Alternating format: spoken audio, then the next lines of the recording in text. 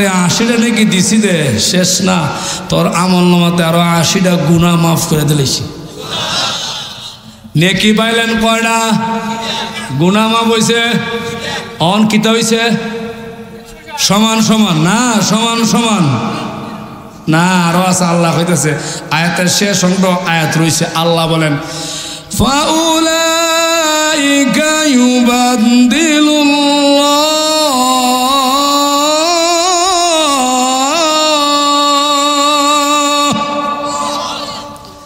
সাইয়্যাতিহিম হাসানাত। আল্লাহ বান্দা তোর আমল নামা থেকে যে গুনাহ মাফ করছি, সাইয়্যাতিহিম হাসানা, আমি তোর আমল নামার গুনাহেরও আবার নেক দিয়ে বদলাই দিলেছি। আরো জোরে সুবহানাল্লাহ।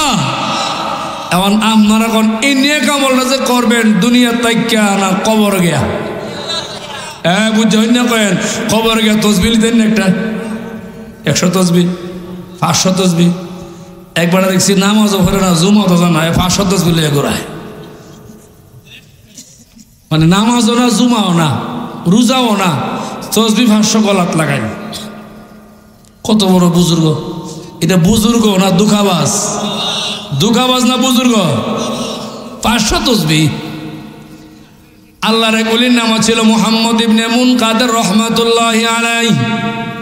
আমিনপুর গ্রামের রাস্তা দিয়ে রওনা দিয়েছে উনি। কোথাও যেন যাবেন, একটু সামনে গিয়ে দেখে বিশাল কবরস্থান আসেনি, অনেকগুলা কবরস্থান। একটা কবর পুরাতন হয়ে গেছে, সবুজ গাছ উঠে গেছে রাস্তার পাশে। উনি দাঁড়াইছে, দাঁড়ায় মনে মনে কয় একটু সালাম দেই আর তিলাওয়াত করি। উনি সালাম দিছেন, আসসালামু আলাইকুম ইয়া আহলাল কবর। সালাম দিছে না?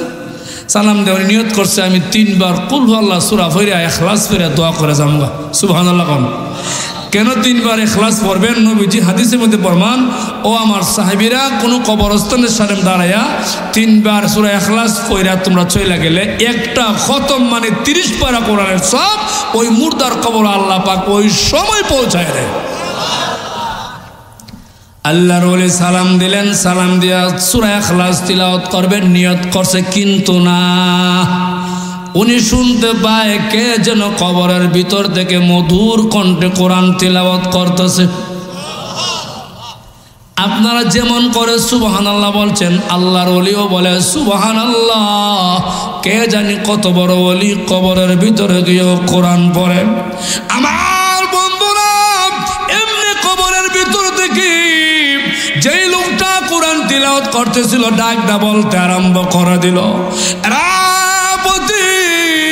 তুমি আশ্চর্য হও না, তুমি আমার কবরের সামনে দাঁড়ায়া সুবহানাল্লাহ তিলাওয়াত করে দিলা। তুমি জানো না আমি আল্লাহর গোলাম কবরের ভিতরে তাকিয়া আজকে 30 বছর ধরে আল্লাহর কোরআন আমি তিলাওয়াত করতেছি। কয় বছর? কি পড়তেছে? কোরআন শরীফ কার? আল্লাহর কোরআন আমি 30 বছর ধরে তিলাওয়াত করতেছি। এমনি আরেকবার বলে সুবহানাল্লাহ, কিন্তু কবরওয়ালা বলে তুমি আমার কবরের সামনে দাঁড়ায়া 2 বার সুবহানাল্লাহ তুমি বলে দিলা। তুমি জানো না আমি আল্লাহর গোলাম কবরের ভিতরে তাকিয়া এই 30 বছরে মোটমাট 5000 কোরআন খতম করে দিয়েছি। কিন্তু আমার কলেজার মধ্যে দুঃখ হলো, এই 5000 কোরআন খতম কেন? কবরের ভিতরে তাকিয়া 5 লক্ষ কোরআন খতম করে দিলেও দুনিয়ার একবার সুবহানাল্লাহর সমান হবে না। কিতা বোঝেন? দুনিয়ার সুবহানাল্লাহর দাম আসেনি, ওজন আসেনি, লুট আসেনি। কষ্ট এটাই আমরার জবান সুবহানাল্লাহ আলহামদুলিল্লাহ এটা নাই। আমরা আছি মিথ্যা গল্প গুজব, শাস্ত্রল ছায়া ছবি দেখুন, আর কোন বেটা কিতা করছে বাড়ায়া কমায়া গল্প করন, গিবত করন, ঠিক কিনা কন? আর গ্রাম্য শাস্ত্রল টেলিভিশন লাগাইছে, বোঝা যায় এটা সংসদ ভবন, ঠিক কিনা?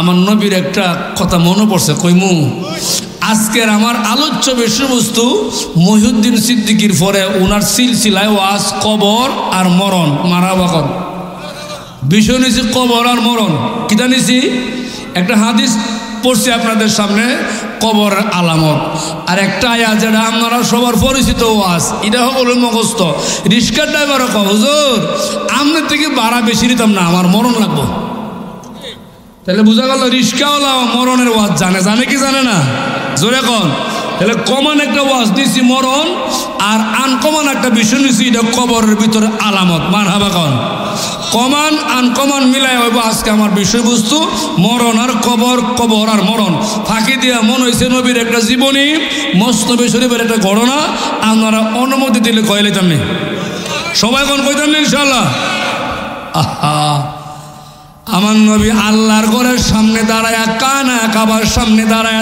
সুবহানাল্লাহ সুবহানাল্লাহ বন্ধুরা নবীর জবানে আল্লাহর তাসবিহ তিলাওয়াত করা শুরু হয়ে গেল আমার নবীর কণ্ঠ কত মজা আল্লাহ নবীর কণ্ঠ কত মজা নবী তিলাওয়াত করতে আরম্ভ করে দিল রে মুসলমানেরা এলাকার মা বোনেরা গাল করে শোনো নবী সুবহানাল্লাহ আলহামদুলিল্লাহ তিলাওয়াত করতে আরম্ভ করে দিল আল্লাহ নবী কত মজা তিলাওয়াত করতে শুরু করে দিল কিন্তু আবু জেহেল আমার নবীর সামনে দাঁড়ায় বলতে আরম্ভ করে দিল মুহাম্মদ সাবধান করে দিলাম তোমাকে নিষেধ করলাম এই কানে কাবার মুতাওয়াল্লি আমি আবু জেহেল এলাকার সর্দার মাতবর আমি আবু জেহেল হে মুহাম্মদ সাবধান তোমাকে বারণ করলাম নিষেধ করলাম তুমি সুবহানাল্লাহ বলবা না আলহামদুলিল্লাহ বলবা না আল্লাহু আকবার বলবা না তুমি এখান থেকে চলে যাও সূরা নাউজুবিল্লাহ নবীরে সাবধান দিছে আর কইতো না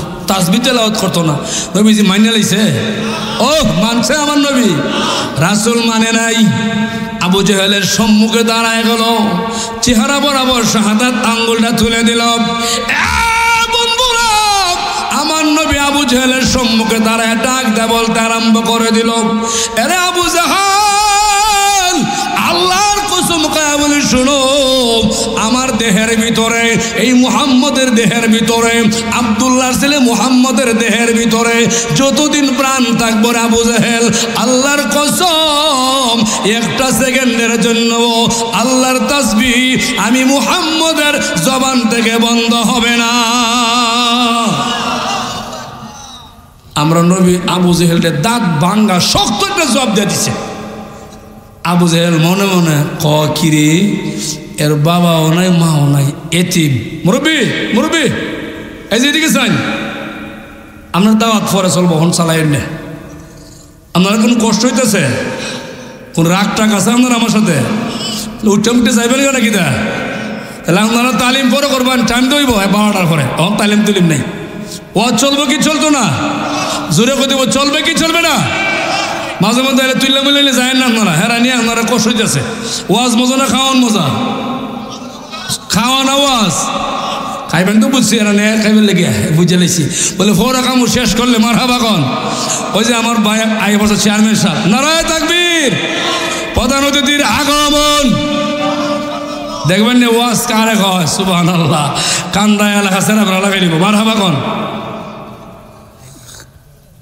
আমি সারা রাত আর যে আইসে আগামীকালকের রাত আমার সারা রাত করাইব আর বুঝুর হয়েছে বুঝুর ঘুমাইন আগামীকালকে রাত করবেন হইছে ইচ্ছা হইতো না এবার আসুন মূল আলোচনা আমার নবী আবু জেহেলকে দাঁত ভাঙ্গা জবাব দিয়ে দিল বন্ধুরা আবু জেহেল রাগান্বিত হয়ে গেল গুসা হয়ে গেল আমার নবীজির ব্যাপারে চিন্তা করতে আরম্ভ করে দিল মুহাম্মদের শক্ত জবাব দিল আমাকে কেমন করে প্রতিশোধ নেওয়া যায় কিভাবে প্রতিশোধ নেওয়া যায় আরেকবার কইন নাউজুবিল্লাহ প্রতিশোধ নিব আপনারা কোন আল্লাহ আছেন আমার নবীর সাথে নবীর সাহায্য করে আল্লাহ আছে না নাই আবু জেহেল চিন্তা পড়ে গেল কি করা যায় মনে মনে চিন্তা করে মুহাম্মদকে কিছু করলে তো হের চাচা নাম আবুল আহাব হে আমারে ছাড়তো না ঠিক আছে নি এই চিন্তাটাও করে আবার কেমনি কি করতো হিডও কয় কিন্তু হঠাৎ বেড়নির মধ্যে শতান ঢুকছে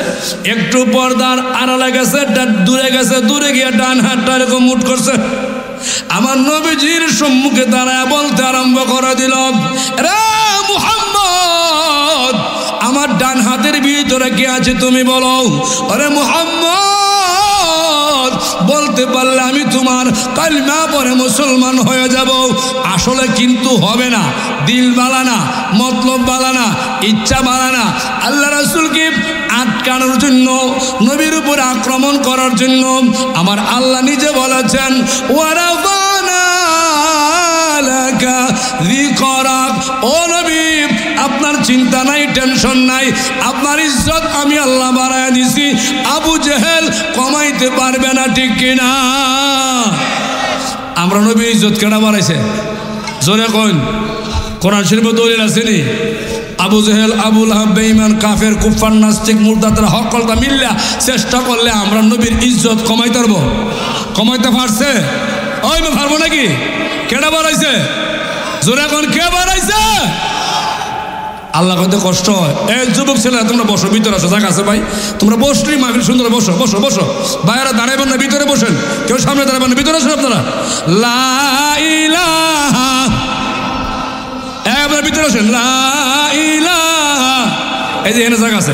লা ইলাহা, মাশাআল্লাহ, লা ইলাহা।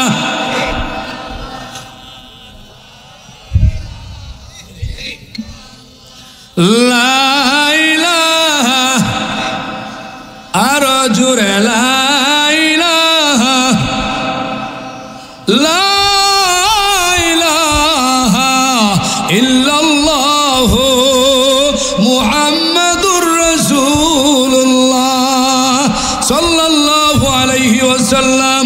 আপনারা কষ্ট হতেছে নাকি? তা শেষ করে দেবো নাকি? তা তাহলে কে উঠবেন? একটা লোক উঠলে আমার কষ্ট হয়, ওয়াজ আমার এলোমেলো লাগে জায়গা। কেউ উঠবেন না, একজন উঠবেন না। মারহাবা কন, জোরে মারহাবা। অন আবু জেহেল পাথর লইয়া হাতের মধ্যে মুঠ করে খাড়িছে। মোহাম্মদ, আমার হাতও কে আছে কইতারলে নিয়ত করছি বাতিজা তোমার ধর্ম ইসলাম গ্রহণ করে মুসলমান হয়ে যাবো। আর ভিতরে ভিতরে ওইতো না। ভিতরে কি দেশে দেখবে না, আপনার দেশে কিছু লোক আছে, বাবা নিয়ত করছি তোমার এবার বুট দালাম, বিত্তে বিত্তে খালি দাঁড়াস নে, তুই দাঁড়া। আসেনি? মানে আর কত লোক কোন সময় কোন হের সাথে জিদ আসেন, হিংসা আসেন, কদার করাইয়া চা খাইমু, ফান কামু, টেয়া খরচ করমু, বুড়ের সময় দিলাম লাঙ্গল, আর হে হইল কলসি। আছে না নাই? এটাও আবু জেহেলের আলামত। কথা বলতে কিনা? আবু জেহেল, মুহাম্মদ তুমি বলো আমার ডান হাতের ভিতরে কে আছে তুমি বলো। মুসলমানেরা, আমার নবী আবু জেহেলের ডান হাতের দিকে তাকাইলেন, আল্লাহর সাহায্য কামনা করতে আরম্ভ করে দিলেন। কিন্তু নবীজি কথা বলেন না, চুপ। আবু জেহেল বারবার বলেন, রে মুহাম্মদ আমার ডান হাতের ভিতরে কে আছে তুমি বলো। বারবার বলে বলো। রাসূল কিন্তু কথা বলে না। একখান কথা পরিষ্কার করেন, আকীদার কথা। আল্লাহ নবীকে আল্লাহ পাক যা জানাইছেন সব জানে, ঠিক কিনা? ক্লিয়ার কথা। আল্লাহ নবীরে যা জানাইছেন আল্লাহ রাসূল সব জানেন। এখানে ভাতর কিতা কিতা আছে নবী জানেন, আল্লাহও জানাইছেন না। আল্লাহ নবী আল্লাহর সাহায্য, ইয়া হাইয়্যু ইয়া কাইয়্যুম, আল্লাহর সাহায্য কামনা করতে আরম্ভ করে দিল। আবু জেহেল বারবার কয়, মুহাম্মদ, আরে কও না কেন, কও, বলো। চুপ। হঠাৎ করে আবু জেহেল শুনতেছে কে যেন মধুর কণ্ঠে আমার নবীরে সালাম দিতেছে। আরো জোরে নবীকে সালাম দিয়ে ডাক দেয়া বলতেছে, নবী আমার, আপনার কোনো চিন্তা নাই, টেনশন নাই। আবু জেহেলের হাতের ভিতরে দুনিয়ার কিচ্ছু নাই গো নবীজি। আমরা হইলাম তিনটা পাথরের টুকরা। পাথরে আবু জেহেলের হাতের ভিতর থেকে নবীর সালাম দিয়া নবীর পরিচয় দেয়, কথা কয়। এমনি নবী কয়, আবু জেহেল কিতাব বুঝছো, দেরি করো না, ইসলাম গ্রহণ করো, মুসলমান হোক। তোমার হাতে পাথর, আমার সালাম দিয়ে আমার পক্ষে কথা কয়, আর বুঝতে বাকি নাই আমি শেষ নবী, আখিরি পয়গম্বর, ইসলাম গ্রহণ করো, কালিমা পড়ো। আবু জেহেল বুঝছি কিতা কয়, এতদিন জানতাম তোমার জাদু শুধু মানুষের মধ্যে লাগে, আজকে দেখি পাথরও লাগছে।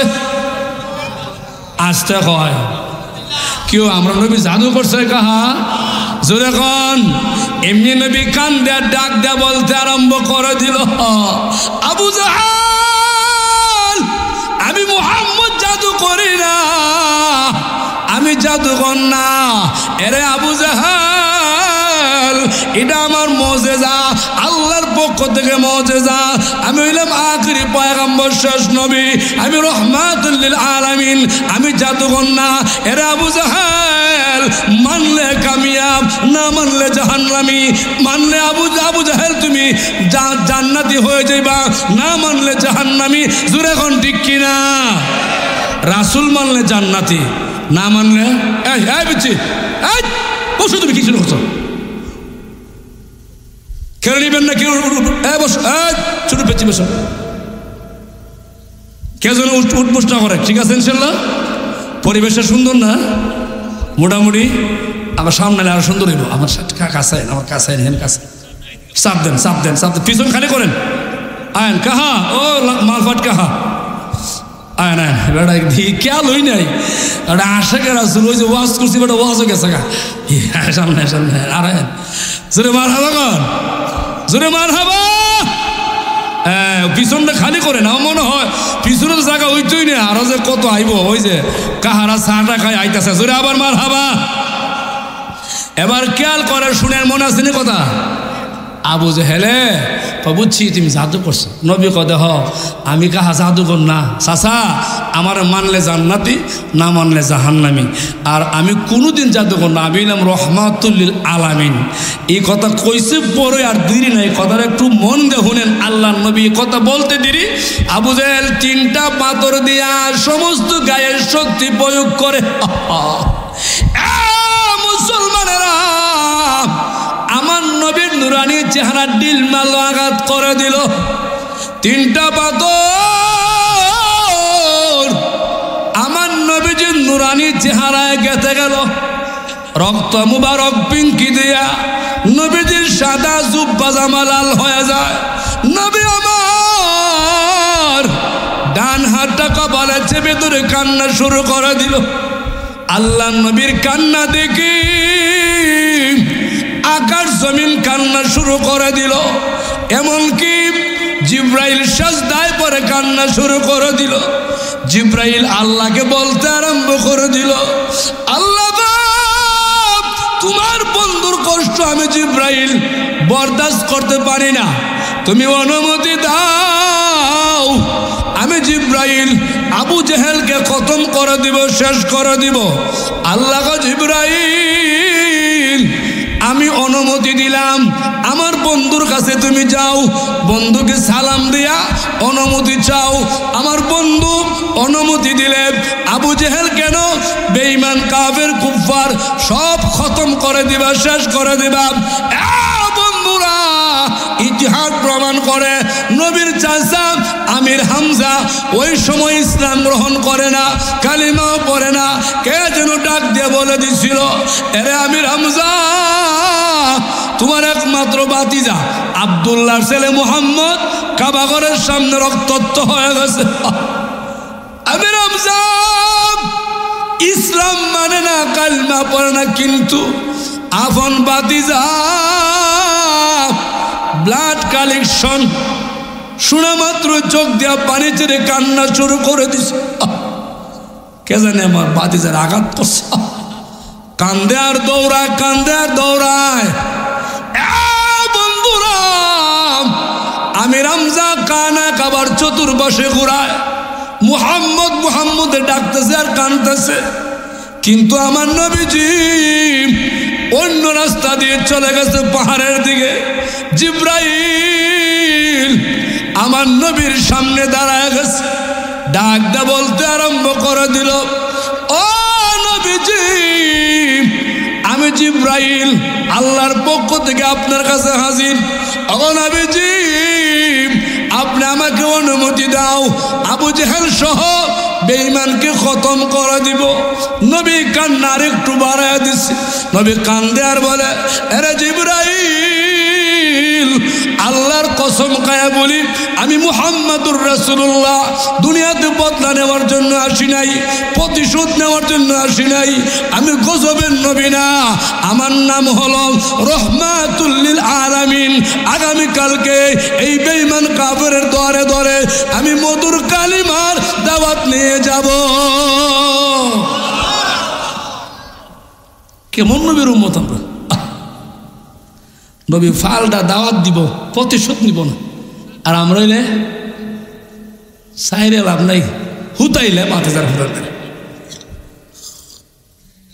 আহা, জিব্রাইল চলে গেল, এইদিকে আমির হামজা কাবা ঘরে চতুর্পাশে ঘুরান্ডি দিচ্ছে। হঠাৎ আমির হামজার জেহেনে চলে আসলো মুহাম্মদ যেই রাস্তা দিয়ে যায়, রাস্তার দুনো পাশে মেশকে আম্বরের গ্রান করে। ইসলাম গ্রহণ করছে না, কিন্তু হিটা জানে মুহাম্মদ যেদিকে যায় মেশকে আম্বরের গ্রান, এমনি নাক টানে, দেখে এই রাস্তা দিয়ে গ্রান সুগ্রান। বন্ধুরা, এমনি আমির হামজা চলতে আরম্ভ করে দিল, সামনে আগাইতে আগাইতে ও একটু সামনে গিয়ে দেখে বিশাল একটা ময়দান, সমতল মাঠ, মাঠের চতুর্দিকে সুগ্রান মেশকে আম্বরের গ্রান। মাঠের চতুর্দিকে ঘুরায় নাক টানে, চতুর্দিকে ঘুরায় নাক টানে। আমির হামজা মাঠের মধ্যখানে দাঁড়াইয়া মাঠের রাখাল ছেলে মেয়েকে ডাকতে আরম্ভ করে দিল। এ রাখাল ছেলে মেয়েরা, আসো তোমরা আমার কাছে এসো। সমস্ত রাখাল ছেলে মেয়েরা আমির হামজার চতুর্পাশে দাঁড়ায় গেছে। এমনি আমির হামজা বলে, ও রাখাল ছেলে মেয়েরা, বলো না আমার বাতিজা মুহাম্মদ কি হয়েছে, কোথায় গেছে? সমস্ত মাঠে মেশকে আম্বরের গ্রান মুখরিত হয়ে গেছে। একটা রাখাল কথা বলে না, চৌকির পানি চিরে চিরে কান্না শুরু করে দিছে। হ্যাঁ, মাঠের সমস্ত সন্তানগুলি কান্দে। একটা রাখাল বলে, এরা আমির হামজা, কে তোমার বাতিজা? আমরা চিনি না। আল্লাহর কসম,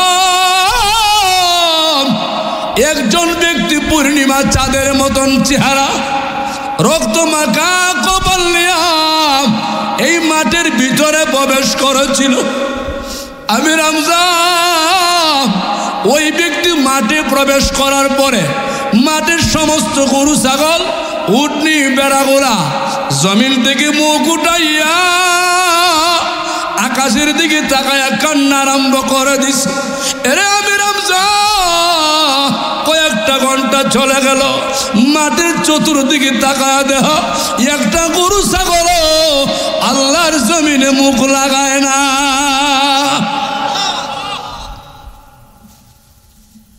আমির হামজা মাঠে ধান বাম তাকায়া থেকে গরু ছাগল পশু পাখি কান্না করে, মানুষগুলা কান্না করে। কান্নার রোল শুরু হয়ে গেল, নিজেও কান্না সামলাইতে পারে না। কিছুক্ষণ কান্না করে ডাক দা বলতে আরম্ভ করে দিল, ছেলে মেয়েরা, বলো না বাতিজা মুহাম্মদ কোথায় গেছে, একবার আমারে বলো। একটা রাখাল বলে, আমির হামজা, ওই মাটির কোনায় গিয়ে দেখো একটা গুহার সামনে সাজদায় পরে কান্না করতেছে। আমির হামজা কয়েকটা ঘন্টা ধরে কান্না করে, যেই সময় থেকে কান্না শুরু করে দিল এখন পর্যন্ত একটা গরু ছাগল উটনি বেড়াও আল্লাহর জমিনে মুখ লাগায় না। কেমন নবী আমরা পাইলাম। আমির হামজা এক কদম দুই কদম সামনে আগায় দেখে নবী আমার জমিনে কপাল লাগায়া নাক লাগায়া কান্দের আল্লাহরে বলে, আল্লাহ গো, আমি মুহাম্মদের কপাল থেকে রক্ত জড়ায় দিল। ওগো মালিক, আপনার কাছে আমি বদলা চাই না, প্রতিশোধ চাই না, কিন্তু আমি মুহাম্মদ বলি, এই মুহাম্মদের কপালের রক্তের বিনিময়ে মক্কা মদিনা প্রত্যেকটা ঘরে ঘরে কালিমার দাওয়াত আপনি পৌঁছায়া দাও। নবী কত বিপদ, দাওয়াত বলে নাই, দাওয়াত বলছে না। আর আমরা অগ্রণময়া ধান কাটা আর বৈশাখ মাসের ধান কাটা, নামাজই নেই।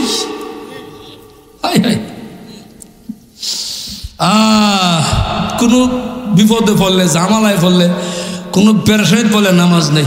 কয়েন না, বহু পেরেশানি আছে। আল্লাহ, যত পেরেশানি নামাজ তত বেশি, ঠিক কিনা? জোরে বলেন কিনা? এমনি আমি রমজান আমার নবীর পাঁচনে দাঁড়ায় ডাক দে বলে, ভাতিজা আর কান্দো না, মাথা উঠাও রে ভাতিজা, আমি তোমার চাচা, ওয়াদা দিলাম তোমার প্রতিশোধ নিব, তোমার বদলা নিব, একবার মাথা উঠাও। নবী চাচার কণ্ঠ শুনিয়া কান্নার একটু বাড়াইয়া দিছে। নবী হাও মাও করে সাজদায় পরে কান্না শুরু করে দিছে। আমি রমজা কিছুক্ষণ চুপ থাকে, আরেকবার বলে,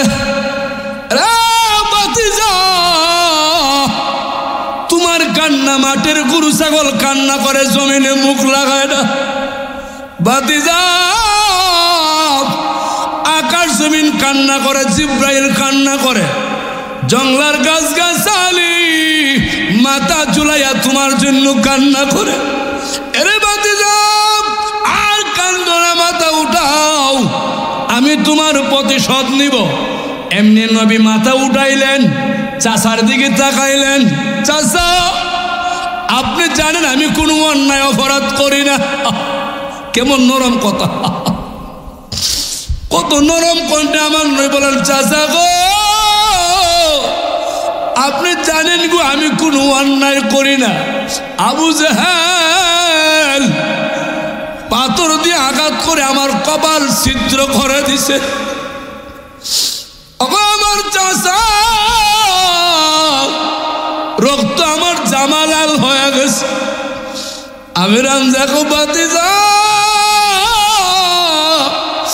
আমার অনুমতি দে, আমি আল্লাহর কসম তোর প্রতিশোধ নিতে চাই। এমনি রাসূল বলে, চাচা আপনি কি আমাকে খুশি করতে চান? বলে হ্যাঁ। ওগো চাচা আমাকে খুশি করতে চাইলে বদলা নিতে হবে না, প্রতিশোধ নিতে হবে না। এই মাঠের কোনারে গুহার সামনে একবার মধুর কালিমা পড়ুন, ঈমান গ্রহণ করুন, মুসলমান হয়ে যান। নবী দাওয়াত দিয়া দিলেন চাচারে। আমি রামজা কান্দে আর দুইটা হাত বাড়ায় বলে, ভাতিজা লজ্জা দিও না, শরম দিও না, আর দাওয়াত দিতে হবে না। আমি বুঝতে পেরেছি তুমি সত্য নবী, আখিরি পয়গম্বর।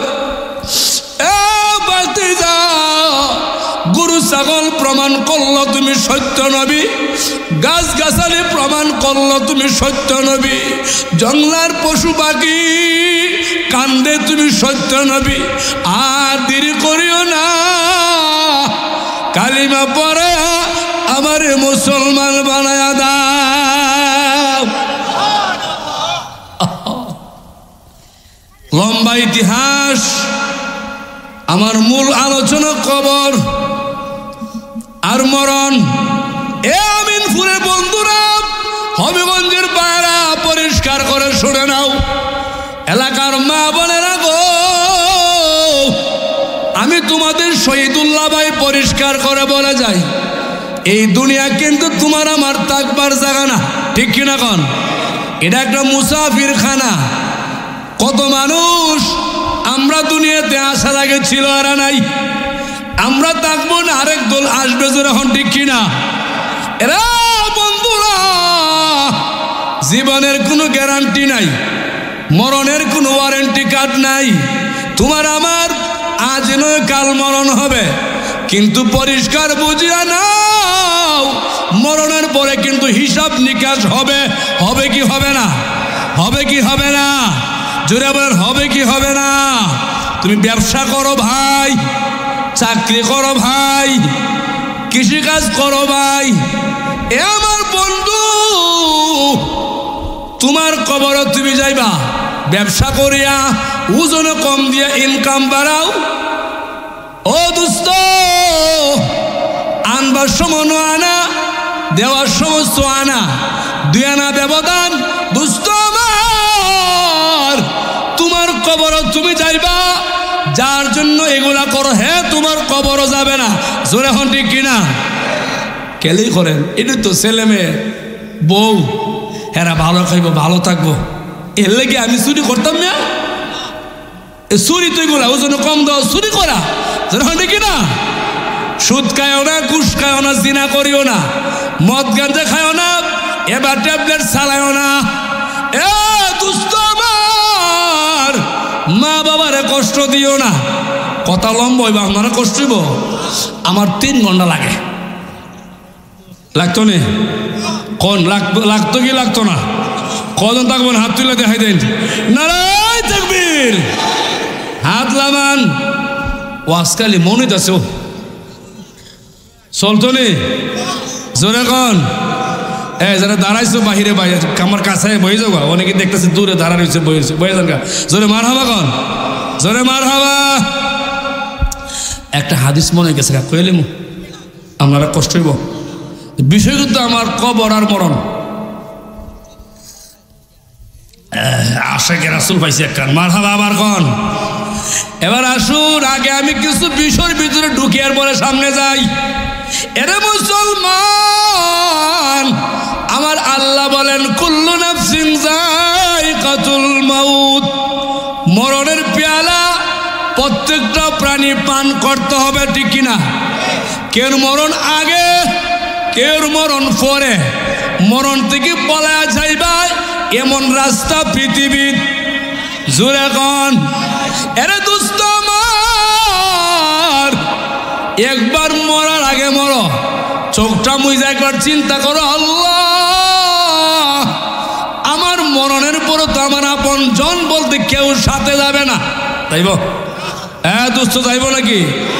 যত বড় হুজুরন, যত বড় মুহাদ্দিস, মুফতি, বক্তা, শহীদুল্লাহ, এবারে আশরাফি, যত বক্তাই কোন, মরণের পরে যে হুজুরে ভালোবাসি তার সাথে আমার দেলাও। হ্যাঁ, তাইলে নবীর চাইতে ভালোবাসার মানুষ পৃথিবীতে কেউ আছেন? রাসূলের সাথে রোজার ভিতরে কজন গেছে?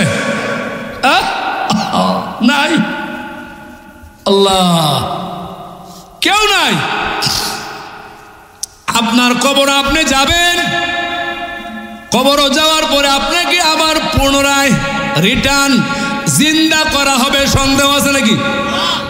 আমিনপুরের বন্ধু, সন্দেহ আছে? নানুপুরে হযরত লেখেন, মুসলমান, জিন্দা ব্যক্তি তোমার আপনজন, ভাই, ভাতিজা, নাতি, এরা তোমার আপনজন, তোমাকে মাটি দিবে পাড়াইয়া পাড়াইয়া, এমন ভাবে মাটি দিব একটা সুই সুতা ছিদ্র রাখবো না রে ভাই, এমন ভাবে বাঁশের কাঠি দেওয়া হবে একটা সুই ছিদ্র থাকবে না, অন্ধকার কবর। এই কবর আপনাকে রাখিয়া সুন্দর করে মিশিং দিয়া, মাটি দিয়া, আপনার কবর থেকে আপন জনরা বাড়ি দিকে রওনা দিবে। নবী বলেন 10 কদম দূরে গেলে অথবা একটু দূরে গিয়ে জুতা পা দিবেন, আপনার কবর এমন কান্নেকে হাজির হইয়া আপনাকে জিন্দা করায়া বসায়া দিবে। জোরে এখন ঠিক কিনা? একটু সময় উঠে গেছেন গা, বাহ উঠো। এখন আমি আপনাদের বলতে চাই, মুসলমান, কবরে আলামত 6টা। কয়টা? জোরে কোন। এটা আমার মূল ওয়াজ। আল কবরু রাউযাতুম মির রিয়াদিল জান্নাহ আও হুফরাতুম মিন হুফারিন নার। আমার নবী বলেন, এর উম্মতেরা শুনো, ও আমিনপুরের উম্মত শুনো, আমার রাসূল বলেন কবর আলামত 3টা। কোন 3টা? যারা হবে নেককার আল্লাহওয়ালা এদের আলামত 3টা, যারা হবে নাফরমান বেঈমান বেনামাজি এদের আলামত 3টা। তিনে তিনে কয়টা? জোরে কোন কবরের ভিতরের শর্ট আওয়াজ করলে আমার 3 ঘন্টা লাগে লাগাইতাম নি আশাফি বায়ক শহীদুল্লাহ দিয়ে উবের বেড়ে না আমার আইনে ছাড়ে না না উনি আইলে ছেড়ে দিব জোর ধরে কইতাম নি কন জোরে কইতাম নি ইনশাল্লাহ কবরের ভিতরে আলামত 3টা হলো প্রথম 3টা হলো নামাজি আল্লাহওয়ালা দিনদার পরহেজগার এই 3টা থেকে শুরু করে কি কন আপনারা কেউ যদি প্রকৃত নামাজি হন টুপি পাঞ্জাবি লাগায় এত নামাজ বলে যায় বহুত মানুষ নামাজ গিয়ে বাড়ির কথা সারে না আরে সালাক শেষ করে কেন হুজুরে আসেনি অনেক মুসল্লি কই মসজিদে যাইতাম না ও কিতা যে লম্বা সোহাল বলা কেরাত পরে কোমর মাজা ধরে আছে না নাই কিছু মুসল্লি এমন আছে হুজুরটা বালা না যে লম্বা দোয়া করে আসেনি হ্যাঁ আওয়াজ খেলে লাম বইতেছ এরে মুসলমান পরিষ্কার করে কথাগুলা শুনিয়া যাও যে আল্লাহর গোলাম সবর করে ইবাদত করে নামাজ পড়ে কুসুকুজুর মাধ্যমে ওই লোকটা পৃথিবী ছাড়িয়ে অন্ধকার কবরে চলে যাওয়ার পরে তার কবরে মনকান্নিকির ফেরেশতা চলে আসলো কিন্তু ফেরেশতা এসে আল্লাহর গোলামরে ঘুম ভাঙাইয়া উঠাইয়া বসাইয়া বলবে এরে আল্লাহর গোলাম বলো তোমার রব কে ছিল যদি আপনি প্রকৃত নামাজি হন আল্লাহওয়ালা হন দিনদার হন পরহেজগার হন ওজনে কম দেন না মিথ্যা কথা বলেন না জীবনের সুদ খান না কারো বিরুদ্ধে সাক্ষী মিথ্যা দিচ্ছেন না কারো বিরুদ্ধে মুনাফিকি করেন না কের হক নষ্ট করেন না বোনের হক দিছেন ভাইয়ের হক দিছেন এমন আছে বোনের হক না দিয়া মসজিদ আগের কাতার না কয় না আরে তুই নিতে গা আড়াইতে না কিরে নাফরমান তুমি তো আল্লাহর জমিনে সবচেয়ে বড় নাফরমান যারা বোনের হক দেয় না হক দিল হায়রা ফোন দেয় না হর বাড়ির সপ্তাহ 9 দিন ফোন দেয় এক সপ্তাহ হলে 8 দিনে এক সপ্তাহ 7 দিনে 9 বার ফোন এক্সট্রা 2 দিন দেয় আসেনি আরে নাফরমানের গোষ্ঠী পরিষ্কার বুঝালাও ওর বাড়ির কিয়ামতের আগে ফোন না দিলে গুণিত না কিন্তু বোনের কাছে বোনের ভালো মন্দ না গেলে গুণ হইব আস্তে ঠিক করে আপনারা মনে করেন নাকি জোরে হয় নাকি না বোনের হক নষ্ট করলো ভাইয়ের হক আপন ভাই হেরে জমি দিছে একবার ও আবার মাছ কেন দান হয় 5 মন আর এনেছে একবার ঘরের ধারে শতক 2 লাখ দিছি না কানে ধরে আমি আছে না এই টক বাজার দল টকবাজি করিয়া বড় ঘর তুমি শুরু বেড়ে দিছো না ঘর এরা হেতা স্টেশন খুদার কসম ভাইয়ের হক বোনের হক ওজনে কম সুদ ঘুষ এগুলা খাইয়া যত নামাজ পড়ো যত তসবিহ 600 পড়ো 1000 পড়ো ফিরের বাদ গুরু লয়ে যাও ছাগল লয়ে যাও মহিষ লয়ে যাও তোমার কোন বন্দেগী আল্লাহর দরবারে কবুল হবে না জোরে বল ঠিক কিনা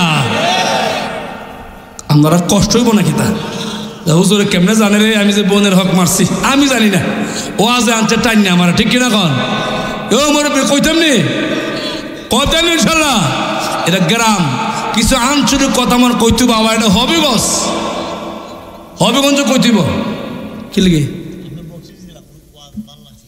ভাই আমার ওয়াজের মাইস কেন একজন 500 টাকা দিছে আমার মার হাবা কন জোরে মার হাবা কন ভাই বোন ওয়াজ রইছে ওয়াজ চলবে কি চলতো না এই চলবে কি চলবে না এবার পরিষ্কার করে বুঝে নাও মুসলমানেরা আল্লাহর গোলাম বান্দা বান্দি যারা সব হক ঠিকঠাক মধ্যে আদায় করলো বোনের হক ভাইয়ের হক পরিবারের হক সংসারের হক এলাকাবাসীর এলাকার হক আছে না হ্যাঁ গুরু জব করছে একটা ছেলে কতনা করাইব সব স্বাস্থ্যগঞ্জ আর সুদান ব্যবসায়ী দাওয়াত বাড়ির পাশে এতিম মিসকিন গরিব আছে হেরা জিগাইছে না আসেনি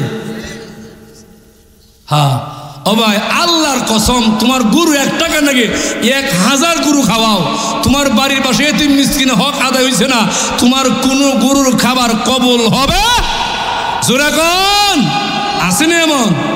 এবার আসুন 1 নম্বর কবর। আমি 3টা কথা কয়ে ওই আলোচনা গুছাইলিম, সমকম আমার পরে বদানতি রয়েছে। 1 নম্বর কবর আলামত, আল্লাহর গোলাম এই দুনিয়াতে সঠিকভাবে আমল করিয়া হক ঠিকঠাক মতো আদায় করিয়া কবরে যাওয়ার পরে ফেরেশতা মুনকার নেকির তার কবরে প্রবেশ করলো। আল্লাহর গোলাম বলো তোমার রব খেয়েছিল, কিন্তু গোলাম ডাক দে বলবে কি বলবে? ইমাম গাজ্জালি সৌভাগ্য পরশমণি 3য় খণ্ড কিতাবে লেখে, এই গোলাম রব আল্লাহ বলবে না, কিচ্ছু বলবে না, শুধু বলবে তোমরা কারা গো আমার কবরের ভিতরে চলে আসছো, সূর্য লাল হয়ে গেছে, আমার একটা বোতল পানি দাও, আমি উযু করিয়া আসরের নামাজটা পড়িয়া নেই। সূরা এখন সুবহানাল্লাহ। কবর গিয়ে কইব আমার পানি দাও, কিতা করতো? কিতা করতো? কোন নামাজটা পড়তো? এখানে গুরুত্বপূর্ণ কথা আছে, সমকম। এবার আল্লাহর ফেরেশতা আল্লাহরে বলবো, আল্লাহ এমন একটা কবরে গেলাম আমিনপুর, তোমার গোলাম বলে উজুর পানি দেওয়ার জন্য সূর্য নাকি লাল হয়ে গেছে, আল্লাহ হে নাকি আসরের নামাজ পড়বে। আল্লাহ কয় ইয়া মালাইকাতি, ফেরেশতা সাবধান, এর কবরে যায় না, কারো হক নষ্ট করে না, কারো ক্ষতি করে না, 5 ওয়াক্ত নামাজ পড়েছে, সরল জীবন চালাইছে, মিথ্যা বলে না, মিথ্যা সাক্ষ্য দেয় না, সুদ খায় না, ঘুষ খায় না, 5 ওয়াক্ত নামাজ পড়েছে, এর কবরে যায় না। আমি আল্লাহর কবরটা জান্নাতের সাথে যোগাযোগ করে দিলাম। আমল করন লাগবো নি? আমল লাগবো নি? আমল ছাড়া কামাইব 1 টাকা 2 টাকা যাম গা অন্য জগত।